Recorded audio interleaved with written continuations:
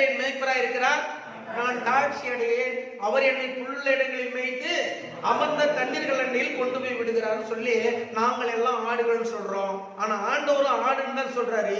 ஆனா ஆடுன்னு சொன்னாலும் எது செம்மறியாடு எது வெள்ளாடுன்னு இரண்டு வகையாக பிரிக்கிறார். நம்ம புரிஞ்சுக்கணும். கடைசி காலத்துல வாழ்ந்து கொண்டிருக்கிற தேவனுடைய பிள்ளைகள் என்ன செய்யணும் புரிஞ்சுக்கணும். செம்மறியாடு வெள்ளாடு என்று பிரிக்கிறார். செம்மறியாடு எந்த பக்கம் நிக்கணும்? வலது புறத்தில் நிக்கணும். வெள்ளாடு எந்த பக்கத்தில் நிக்கணும்? இடது பக்கத்தில் நிக்கணும். சரிங்களா? இடது பக்கத்தில் நிக்கணும். வலது பக்கத்தில் நிக்கிற ஆடு எப்படிப்பட்ட ஆடு? ஆசீர்வதிக்கப்பட்ட ஆடு, ஆசீர்வாதம் பெற்ற ஆடு. ஏழைகளுக்காக, இந்த உலகத்தில் வாழ்ந்து கொண்டிருக்கிற தாழ்த்தப்பட்டவர்களுக்காக, ஒடுக்கப்பட்டவர்களுக்காக, ஏழைகளுக்காக, சரிங்களா, பரலோகத்தை நோக்கி ஜெபித்து பரலோகத்திலிருந்து ஆசீர்வாதங்களை பெற்று அவர்களுக்கு நன்மைகளை பகிர்ந்தளித்த பிள்ளைகள், அவர்களுக்கு நன்மைகளை பகிர்ந்தளித்த பிள்ளைகள் என்று பார்க்கிறோம். அவர்கள் யாரு? செம்மறியாடு. படிக்கிறோம், பைபிளை எடுத்து படிச்சாலே எல்லாத்திலும் தெளிவாக இருக்கிறது விளக்கம். செம்மறியாடு. சரிங்களா? யார் எப்படி போனா என்ன, யார் வீட்டுல என்ன நடந்தா என்ன? நான் ஆண்டவரை தொழுது கொள்வதற்காக ஓய்வு நாளுக்கு போயிருக்கிறேன், நான் காணிக்கை கொடுத்திருக்கிறேன், நான் தசம்பாங்கள் கொடுத்திருக்கிறேன், நான் பொருத்தனை கொடுத்திருக்கிறேன், கர்த்தர் என்ன ஆசீர்வதித்திருக்கிறாரு, என் வயிறு நிறைஞ்சிருக்கு, என் மனைவி வயிறு நிறைஞ்சிருக்கு, என் பிள்ளைகளுடைய வயிறு நிறைஞ்சிருக்கு, எங்களுடைய உறவுகள்லாம் நாங்க நல்லா நிறைவா இருக்கிறோம், மற்றவர்களை பத்தி எங்களுக்கு கவலை இல்லைன்னு யாராவது இருந்தோமானால் ஆபத்து. அவங்க எந்த கூட்டத்தில் இணைக்கப்படுகிறோம்? வெள்ளாட்டு கூட்டத்தில் இணைக்கப்படுகிறோம். இடது பக்கத்திலே சபிக்கப்பட்ட கூட்டத்தில் இணைக்கப்படுகிறோம் என்பதை நாம் பார்க்கிறோம். அடுத்த வசனம் படிங்க. அப்பொழுது பாத்தீங்களா, ராஜா தமது வலது பக்கத்தில் இருப்பவர்களை பார்த்து, வாருங்கள், பிதாவினால் ஆசீர்வதிக்கப்பட்டவர்களே, உலகம் உண்டானது முதல் உங்களுக்காக ஆயத்தம் பண்ணப்பட்ட ராஜ்யத்தை, சரிங்களா, வசனம் வருது. என்ன சொல்றாரு வசனம்? திருப்பி வாசிப்பா. அப்பொழுது ராஜா தமது வலது பக்கத்தில் இருப்பவர்களை பார்த்து, வாருங்கள், என் பிதாவினால் ஆசீர்வதிக்கப்பட்டவர்கள். ரைட்டுங்களா? என்ன செய்தி? என் பிதாவினால் ஆசீர்வதிக்கப்பட்டவர்கள். அப்ப மத்தேயு புத்தகம் 5:48 என்ன? ஆகையால் பரலோகத்தில் இருக்கிற உங்கள் பிதா பூரண சர்க்குணராய் இருக்கிறது போல நீங்களும் பூரண சர்க்குணராய் இருங்கள். ரைட்டுங்களா? இப்போ வலது பக்கத்தில் இருக்கிற அந்த செம்மறியாட்டு கூட்டத்தை பார்த்து சொல்லும் பொழுது என்ன செய்தி? எந்த வசனம் பேசுது? பரலோகத்தில் இருக்கிற பிதா எப்படிப்பட்டவர்? பூரண சர்க்குணம் உள்ளவர், உலகத்தில் இருக்கக்கூடிய ஒவ்வொரு ஏழைகள் மீதும் கருணை உள்ளவர், ஒவ்வொரு ஒடுக்கப்பட்டவர்கள் மீதும் கருணை உள்ளவர், பசி உள்ளவர்களுக்கு ஆகாரம் அளித்தவர், தாகமாய் இருப்பவர்களுக்கு தண்ணீர் அளித்தவர், பூரண சத்குணர், சிறந்த குணம் உள்ளவர். அப்படின்னா இந்த அந்த செம்மறியாட்டு கூட்டத்தில் இருக்கிறவங்க எப்படிப்பட்டவங்களா இருக்கணுமா? பூரண சத்குணராக காணப்பட வேண்டும். அப்பதான் பரலோகத்தில் இருக்கக்கூடிய பிதாவினால் ஆசீர்வதிக்கப்பட்டவர்கள் என்று பெயர். இல்லைங்களா? பரலோகத்தில் இருக்கக்கூடிய பிதாவினால் ஆசீர்வதிக்கப்பட்டவர்கள் சொன்ன, பரலோகத்தில் இருக்கிறவர் எப்படிப்பட்ட குணமுடையவராக இருக்கிறாரோ அப்படிப்பட்டவராக என்ன செய்யணும்? பூமியில் இருக்கிற தேவனுடைய பிள்ளைகளும் காணப்பட வேண்டும். அவரிடத்திலே பூரணம் இருக்குமானால் தேவனுடைய பிள்ளைகளிடத்தில் என்ன செய்யணும்? பூர்ணம். பூர்ணம் என்பது எத்தனை குணங்களில ஆண்டவர் பூர்ண குணமுள்ளவராக இருக்கிறாங்களோ அத்தனை குணத்திலும் தேவ பிள்ளைகள் இருக்கணும். அதான் ஒவ்வொன்றை நம்ம படிச்சுட்டே வரும். இப்ப இந்த தான தர்மம்ங்கிறது ஒரு பூர்ணமான ஒரு குணத்தை நிரப்புகிறதாக இருக்கிறது. இது ஒரு டைப். இது மட்டும் இருந்தால் போதும் அப்படின்னு நான் சொல்ல வரல. ஆனாலும் உலகத்தில் வாழ்கிற காலங்களில இந்த தான தர்மம் என்பது எல்லா குணங்களை காட்டிலும் விலையுயர்ந்த சிறப்பான ஒரு குணம். விலையுயர்ந்த சிறப்பான குணம். பரலோகத்திற்கு மனிதனை அழைப்பதற்காக அழைத்து செல்லும்படியான ஒரு குணத்தை படிக்கிறோம். பரலோகத்தில் இருக்கிற பிதாவினால் ஆசீர்வதிக்கப்பட்டவர்கள் என்று படிக்கிறோம். புரியுதுங்களா? பரலோகத்தில் இருக்கிற என் பிதாவினால் ஆசீர்வதிக்கப்பட்டவர்களே. யார் சொல்றது? பிரதான மேய்ப்பனாகிய ஆண்டவராகிய இயேசு கிறிஸ்து இந்த உலகத்திற்கு இரண்டாம் முறை வரும் பொழுது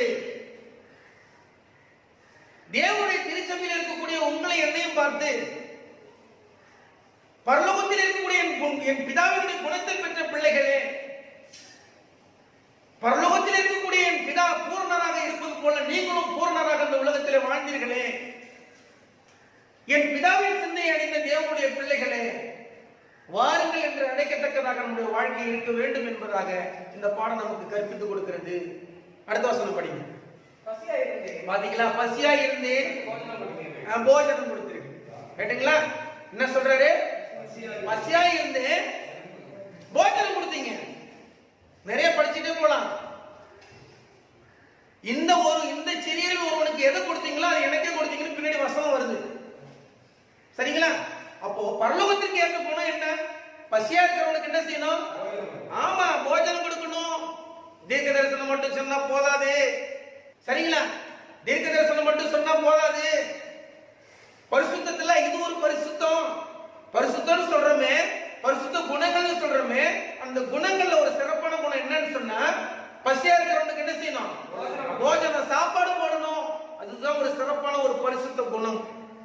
கடைசி காலத்தில் வாழ்ந்து கொண்டிருக்கிற பிள்ளைகள் நம்மளிடத்தில் அந்த குணங்கள் காணப்படாமல் இருக்குமானால் தேவனுக்குள் பிரியமானவர்களை மாற்றிக் கொள்ள வேண்டும்.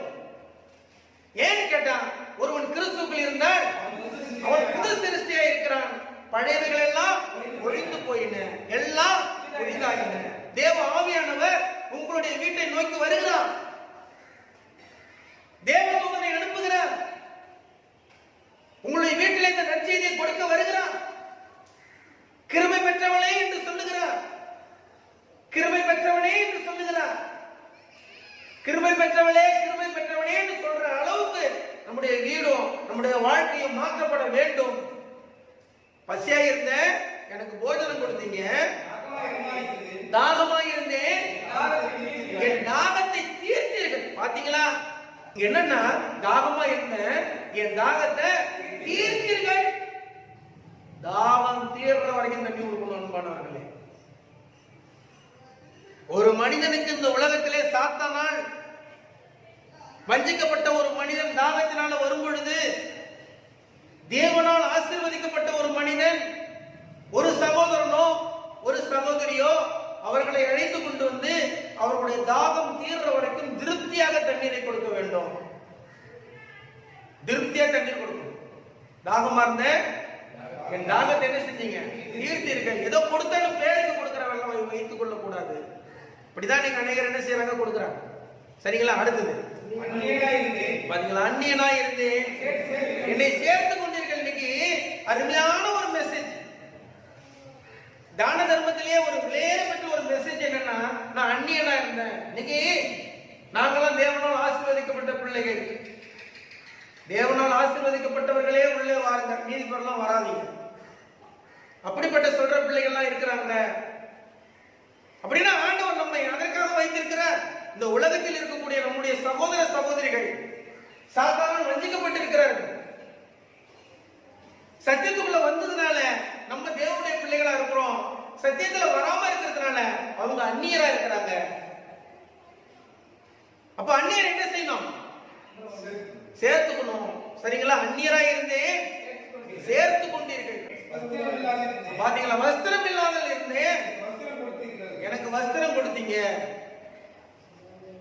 வஸ்திரம் இல்லாம இருந்த எனக்கு வஸ்திரம் கொடுத்தீங்க. என்ன அருமையான செய்தி பாருங்க. உலகத்தில் இருக்கக்கூடிய ஆண்டவருடைய கண்ணு எப்படி இருக்கு? ஆண்டவருடைய நினைவு எப்படி இருக்கு? ஆண்டவர் யாரை பார்க்கிறாரு? ஐஸ்வர்யங்களை பார்க்கிறாரு, ஏழைகளையும் பார்க்கிறாரு. நான் ஐஸ்வர்யனை மட்டும் பார்க்கிறான்னு சொல்ல மாட்டேன், அல்லது ஏழை மட்டும் பார்க்கிறான்னு சொல்ல மாட்டேன்.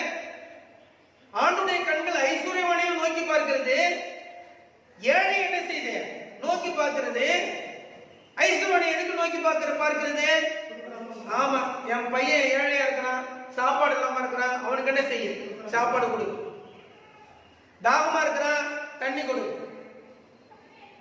அந்நியனா இருக்கிறான், சேர்த்துக்கோ. சரிங்களா? அப்படிதான் ஆண்டவர் பார்க்கிறார். அப்போ அந்நியர் என்ன செய்யணும்? உபசரிக்க மறவாதிருங்கள்னு பவுலார் சொல்றாரு. சில வேளைகளிலே தேவதூதர்கள் ஆமா அந்நியரை போல இந்த உலகத்தில் என்ன செய்யறது? வருவது உண்டு.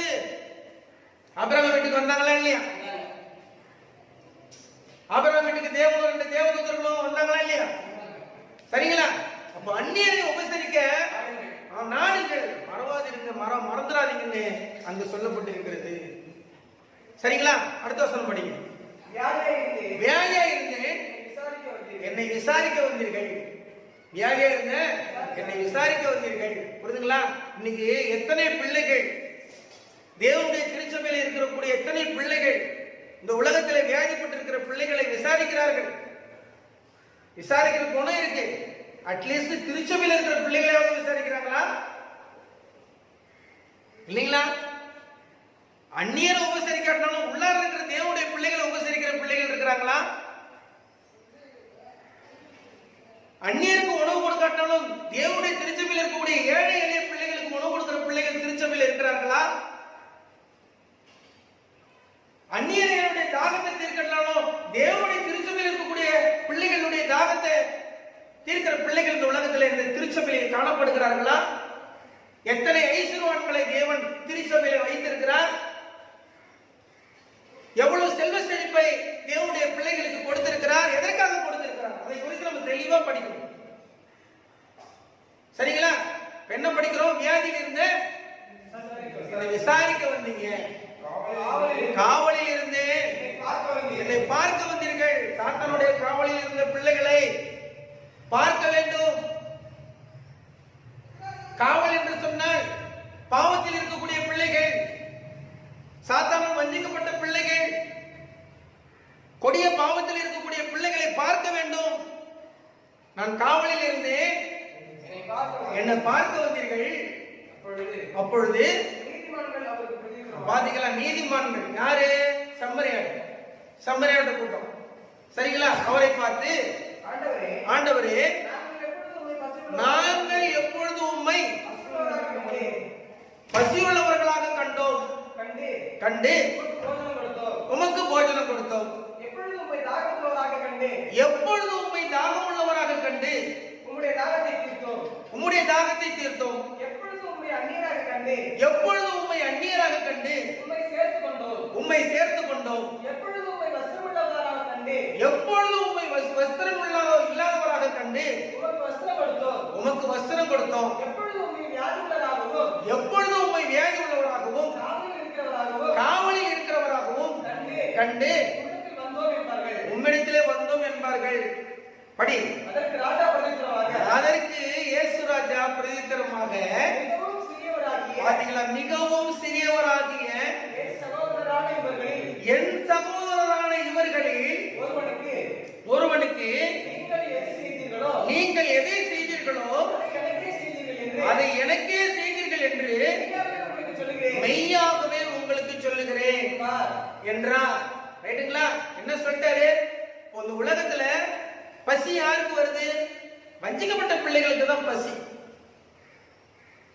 மொத்தத்துல பசி என்ற ஒன்று எப்பொழுது வந்தது அப்படின்னு சொன்னா, சாத்தானால் வஞ்சிக்கப்பட்ட பிறகுதான் என்ன செய்யப்பட்டது? பசி வந்தது. பசி எல்லாருக்கும் இருக்கு.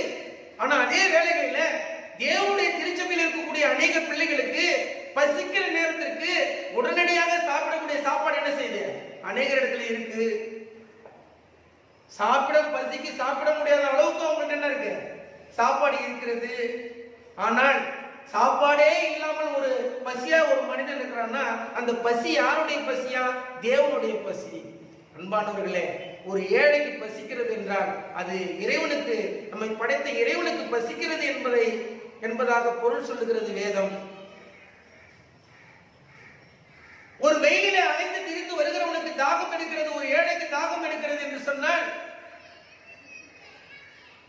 இந்த உலகம் எங்கும் எல்லாரையும் சுற்றி அலைந்து திரிந்து கொண்டிருக்கிற தேவனுக்கு என்ன இருக்கு? தாகம் இருக்கிறது என்று பொருள். சரிங்களா?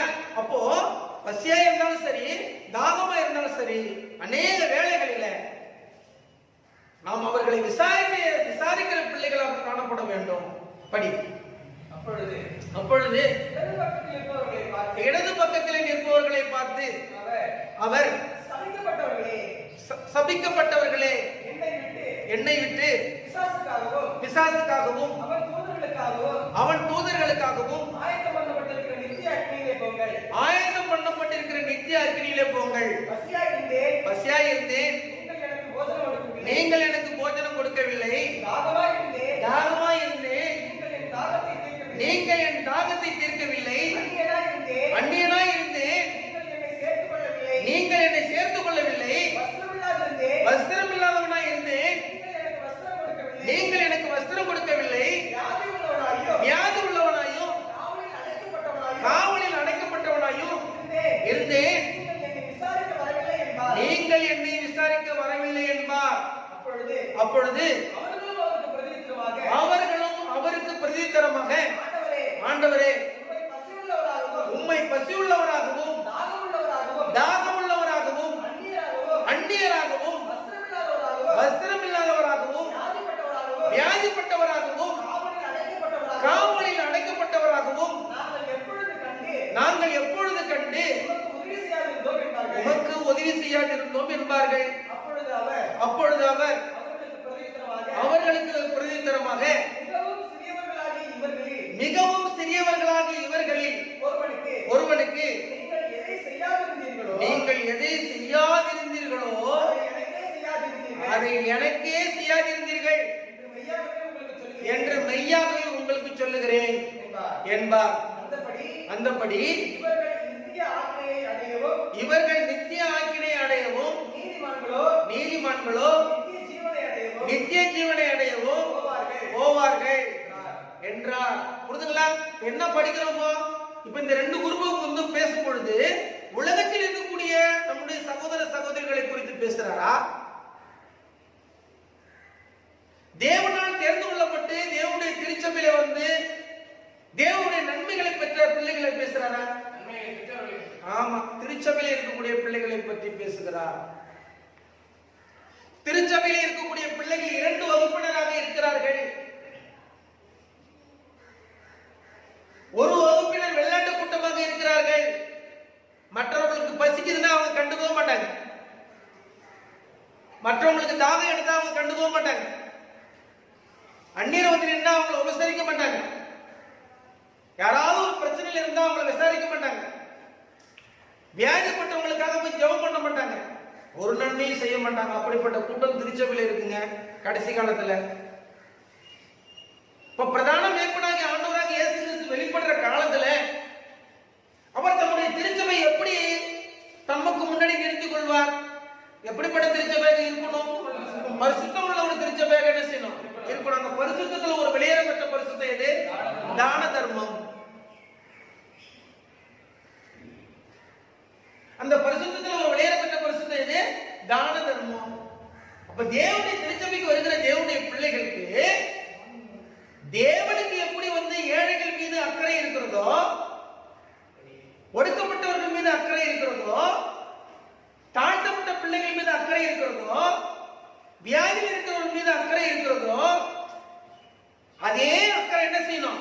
தேவனுடைய திருச்சபையில் இருக்கக்கூடிய எல்லா பிள்ளைகளுக்கும் இருந்தால் திருச்சபை முழுவதும் என்ன செய்யப்படும்?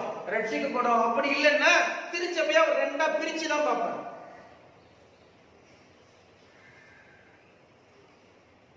இப்ப ஆபத்து இருக்கு. அதே வேளையில திருச்சபையை இந்த உலகத்திற்கு ஆரம்பித்து வைத்தவர் திருச்சபையில் இருக்கக்கூடிய அந்த பாவ குணங்களை நீக்குவதற்கு அவர் என்ன செஞ்சுட்டு இருக்காரு? கண்ணோக்கி பார்த்து கொண்டு இருக்கிறார். அப்படியே விடுறாரா? அவரு திருச்சபை அப்படியே விடுறாரா? இல்ல. அப்ப என்ன அர்த்தம்? அப்ப ஆண்டவர் நீதிமான்கள் மேல மட்டும் நோக்கமா இருக்கிறாரா? இல்லீங்களே. நீதியை செய்யாத பாவம் செய்து கொண்டிருக்கிற தேவனுடைய பிள்ளைகள் மீது என்ன செய்யறாரு? அவர் நோக்கமா இருக்கிறார். தேவனுடைய திருச்சபையில நீதியை செய்யாமல் பாவம் செய்து கொண்டிருக்கிற தேவனுடைய பிள்ளைகள் ஐஸ்வர்யவான்கள் என்ற பெயரிலே தேவனுடைய திருச்சபையில் இருக்கிறார்கள். செய்தி நமக்கு என்ன கற்றுக் கொடுக்கிறது? யார கேட்பாரு? யார்கிட்ட கொடுத்தாரோ அவங்கள தான் கேட்பாரு. புரியுதுங்களா? ஆண்டவர் யாரை கேட்பாரு? யார்கிட்ட கொடுத்தாரோ அவங்கள்ட்ட தான் கேட்பாரு. கொடுக்காதவங்க என்ன செய்ய மாட்டாரு? கேட்க மாட்டாரு. அப்போ பெற்றுக்கொண்டவங்க யாரு? ஐஸ்வர்யவான்கள் அல்லவா? லட்சாதிபதிகள் அல்லவா? கோடீஸ்வரர்கள் அல்லவா? பணக்காரர்கள் அல்லவா? எதற்காக ஆண்டவர் பணக்காரனாக மாற்றினார்? எதற்காக கோடீஸ்வரனாக மாற்றினார்? எதற்காக லட்சாதிபதியாக மாற்றினார்? புரியுதுங்களா? எதற்காக? ஏழை எளியவர்களுக்கு முதலாவது உன்னுடைய சொந்த சகோதரனுக்கு என்ன செய்ய?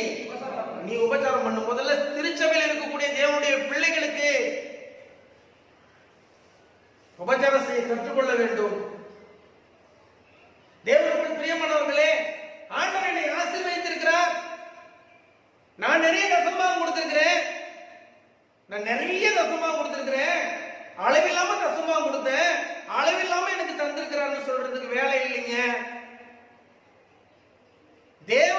தேவனுடைய திருச்சபையில ஒரு மகனையோ ஒரு மகளையோ ஆசீர்வதிக்கிறார் என்றால் முதலாவதாக அந்த திருச்சபையில் இருக்கக்கூடிய ஏழை எளியவர்களை கண்காணித்து பராமரிப்பதற்காகத்தான் அந்த பொருளை என்ன செஞ்சிருக்காரு, தேவனை தந்திருக்கிறவருடைய தான் மட்டும் வைத்துக் கொண்டு, தன்னுடைய குடும்பம் மட்டும் வைத்துக் கொண்டு, தான் மட்டும் சுகபோகமா வாழ்வதற்கான அப்படிப்பட்ட சுயபுத்தி உள்ள பிள்ளைகளை ஆண்டவர் என்ன செய்யல, ஆசீர்வதிக்கவில்லை என்பதை நாம் பார்க்கிறோம். அதனால கடைசி காலத்தில் இருக்கக்கூடிய தேவனுடைய பிள்ளைகள் நம்ம எச்சரிக்கை அடைய வேண்டும். தேவனுடைய ராஜ்யம் நெருங்கிக் கொண்டிருக்கிறது. இன்னைக்கு அநேக தீர்க்க தரிசனம் சொல்லுகிறோம், முத்தூது அறிவிக்கிறோம், மிருகத்தின் முத்திரையை குறித்து சொல்லிக் கொடுக்கிறோம், மகாபாபிலோன் மகாநகரம் விழுந்தது என்று சொல்லிக் கொடுக்கிறோம், ஓய்வு நாளை பரிசுத்தமாக கொண்டாடுங்கள் என்று முதலாம் தூதை சொல்லிக் கொடுக்கிறோம். ஆனால் சொல்லிக் கொடுக்கிற பிள்ளைகளாகிய நம்மிடத்திலே குறைகள் இருக்கிறதை ஆண்டவர் பார்க்கிறார். அப்படின்னா குறைகளை திருத்திக் கொள்வது நம்முடைய காரியமாக இருக்க வேண்டும். நம்மளை குறை சொல்லி நம்மளை புறம்பாக்குறதுக்கு ஆண்டவர் ஆசைப்படல. சரிங்களா? தேவனுடைய திருச்சபையில் இருக்கக்கூடிய பிள்ளைகளை குறை சொல்லி புறம்பாக்குவதற்கு ஆண்டவர் ஆசைப்படவில்லை. குறைகளை எடுத்து சொல்லி அந்த குறைகள் எல்லாம் என்ன செய்யணும், நிறைவாக்கப்பட வேண்டும். கிறிஸ்துக்குள்ள வாழ்கிற பிள்ளைகள் கிறிஸ்துவை போல இருக்க வேண்டும். சரிங்களா? கிறிஸ்துக்குள்ள வாழ்கிற பிள்ளைகள் கிறிஸ்துவை போல இருக்க வேண்டும். கிறிஸ்துவை போல அவருடைய சாயல் இருக்கணும். அவருடைய உயிர்த்தெழுதல் என்ன செய்யணும், தெரிந்து கொள்ள வேண்டும். அவருடைய ராஜ்யத்திற்கு காத்திருக்கிறேன்னு சொல்ற தேவனுடைய பிள்ளைகள் ஐஸ்வர்யவான்கள். அவருடைய ராஜ்யத்திற்காக காத்திருக்கிற தேவனுடைய பிள்ளைகளுக்கு சாட்சியாக யாரை வைத்திருக்கிறார்? கொர்நேலியு என்ற ஒரு மகன் என்ன செஞ்சிருக்கிறார், வைத்திருக்கிறார். அவர் கிருபை பெற்றவர். அவர் எப்படிப்பட்டவர்? கிருபை பெற்றவர். ஏன் இந்த பாடத்தை நம்ம படிக்கிறோம் அப்படின்னு சொன்னா, ஏன் இந்த தேவதூதர்களை பத்தி படிச்சோம் அப்படின்னு சொன்னா, நம்ம எடுத்து வாசிங்க மத்தேயு புத்தகம் 24:30-31 படிக்க பார்க்கலாம். அப்பொழுது மனுஷகுமாரனுடைய அடையாளம் வானத்தில் காணப்படும். அப்பொழுது மனுஷகுமாரன் வல்லமையோடும் மிகுந்த மகிமையோடும் வானத்தின் மேகங்கள் மேல் வருகிறதை பூமியில் உள்ள சகல கோத்திரத்தாரும் கண்டு புலம்புவார்கள். வலுவாய் துணிக்கும் எக்கால துணியோடு அவர் நமது தூதர்களை அனுப்புவார். அவர்கள் அவரால் தெரிந்து கொள்ளப்பட்டவர்களை வானத்தின் ஒரு முனை முதற்கொண்டு மறுமுனை மட்டும் 4 திசைகளிலும் இருந்து கூட்டி சேர்ப்பார்கள். அதுக்காக தான் சொன்னேன், மரியாளுடைய வீட்டில் தேவதூதன் என்ன செஞ்சான், பிரவேசித்தான். மரியாள் வாழ்ந்த அந்த கிராமத்திற்கு வந்தான்.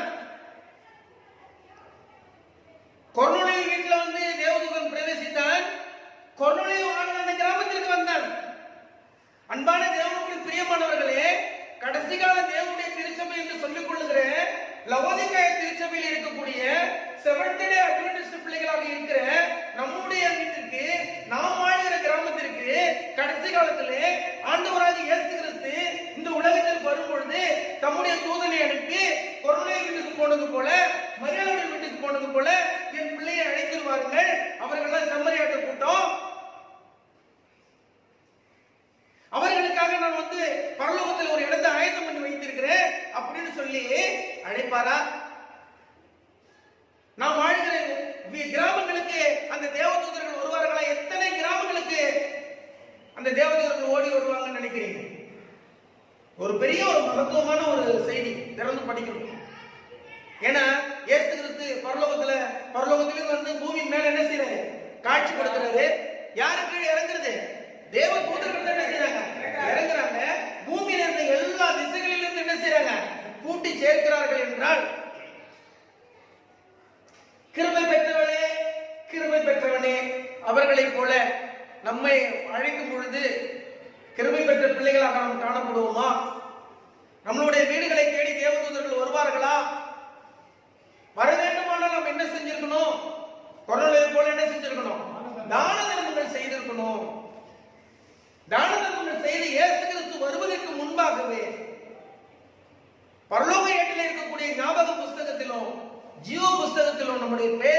பதிவாய் இருக்க வேண்டும். வருவதற்கு முன்னாடியே நம்முடைய பேர் அங்கு பதிவாய் இருக்கணும். முக்கியமான காரியம். வந்த பிறகுலாம் பதிவாகிறது இல்லை. வந்த பிறகுலாம் பதிவார் வருவதற்கு முன்பாகவே. ஏன்னா ஆண்டவர் நமக்கு முன்னறிக்கை கொடுக்கிறார். வெள்ளம் வர்றதுக்கு முன்னாடி என்ன செஞ்சிடணும்? அணை போட வேண்டும். வர்ற நேரத்துல நம்ம கத்திக்கிட்டு ஐயோ ஆண்டவரே அப்படின்னு சொல்றதுல ஒரு பிரயோஜனமும் இல்லை. வருவதற்கு முன்பாக நம்ம எச்சரிக்கை அடைய வேண்டும் என்பதற்காக ஆண்டவர் அருமையான ஒரு செய்தியை நமக்கு தந்திருக்கிறார். அதனால கடைசி காலத்தில் வாழ்ந்து கொண்டிருக்கிற தேவனுடைய பிள்ளைகள் நம்ம என்ன ஆசைப்படணும்னா, நம்முடைய இரட்சகராகிய தேவன் பிதாவின் மகிமை பொருந்தினவராக இந்த உலகத்திற்கு இரண்டாம் முறை வரும் பொழுது அவர் முதலாவது பார்ப்பது எது என்றால் திருச்சபையை பார்க்கிறார். திருச்சபையில் இருக்கக்கூடிய உள்ளங்களை பார்க்கிறார். ஈகை குணம் உள்ளவர்கள் எத்தனை பேர் வாழ்ந்தார்கள், ஈகை குணம் இல்லாதவர்கள் எத்தனை பேர்கள் வாழ்ந்தார்கள் என்பதை அவர் பார்க்கிறார். ஈகை குணம் உள்ள பிள்ளைகளை செம்மறியாட்டு கூட்டமாக சேர்த்து வலதுபுறத்திலே நிறுத்தி பிதாவினால் ஆசீர்வதிக்கப்பட்ட பிள்ளைகள் என்று சொல்லுகிறார். ஈகை குணம் இல்லாத பிள்ளைகளை இடதுபுறத்திலே நிறுத்தி சபிக்கப்பட்ட பிள்ளைகள், அழுகையும் பார்கடுப்புமான இடத்திற்கு, நரகலோகத்திற்கு பாத்திரவான்மான பிள்ளைகள் என்று அவர் சொல்லுகிறார். அப்படிப்பட்ட ஒரு அபாய நிலை இருக்கிறது. அதனாலதான் அந்த செய்தியை கொடுக்கிறோம். தேவனுடைய திருச்சபையில் இருக்கக்கூடிய தேவனுடைய பிள்ளைகளே, தேவனுடைய திருச்சபைக்கு ஆபத்து இருக்கிறது. தேவன் தம்முடைய திருச்சபையை போஷித்து காப்பாற்றுகிறார் என்பது உண்மைதான். ஆனால் தேவனுடைய பிள்ளைகள் உணர்வில்லாமல் இருப்போமானால், தேவனுடைய சட்டத்திட்டங்களுக்கு உட்படாமல் இருப்போமானால், நம்முடைய முற்பிதாக்களை போல சாட்சி உடையவர்களாக இல்லாது இருப்போமானால் நம்முடைய நிலைமை ஆபத்தானதாக இருக்கும். ஆகினாலே கிறிஸ்துவுக்குள் பிரியமானவர்களே, இந்த இரண்டாம் வருகைக்காக ஆயத்தமாகுகிற தேவனுடைய கடைசி கால திருச்சபையினுடைய பிள்ளைகள் தொடர்ந்து இந்த பாடங்களை குறித்து படிக்க வேண்டும். அடுத்தடுத்த பகுதி இருக்கிறது. அதை தொடர்ந்து நம்ம என்ன செய்வோம்? படிப்போம். அடுத்தடுத்த பாடங்களை தொடர்ந்து கவனிங்க. இது என்ன சின்ன பாடம் தானே, எங்களுக்கு தெரியாதா இது என்ன ஒரு பெரிய தீர்க்க தரிசனமா அப்படின்னு எளிமையாக எடுத்துக்கொள்ளாதீங்க. சரிங்களா? நாம வேதத்தில் எந்த பகுதியா இருக்கணும்? வேத வாக்கியங்கள் எல்லாம் தேவாவினால் அருளப்பட்டிருக்கிறது.